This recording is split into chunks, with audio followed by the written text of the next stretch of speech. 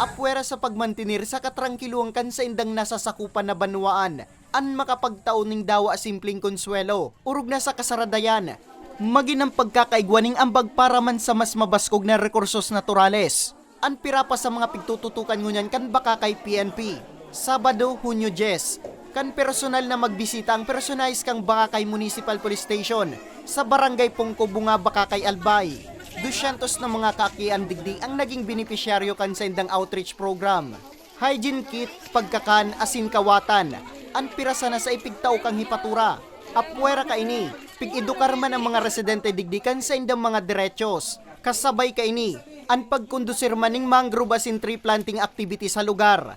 Para sa hepek ang istasyon, dakulang bagay na maipamati manida sa indang mga kababayan ang sa indang pagmakulog. Sa siring na paagi, mas napaparanay man daang bot kang komunidad sa kapulisan. Kung barangay Pongko Bunga, sa dayot ining barangay, although pero miski ini sa dayot ng barangay, dakol po digyan na naipuan ki mga tabang, lalo na sa mga assistance, ki medical assistance, sa rigwa po digdi ki mga residente na ay pa hanggang ngunyan, ay pasindan na laogan ki mga check-up, sabag.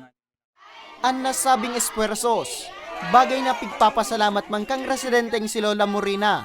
Salamat po lalong-lalo na po sa mga PNP na nag-direct na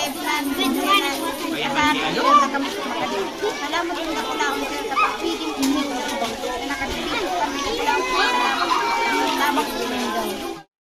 May food packs asin mga bado man na ipigpanao sa aktibidad na labi man ay kinog makampunong barangay digdi na si Rosita sa Diwa para sa iyang mga kababaryo.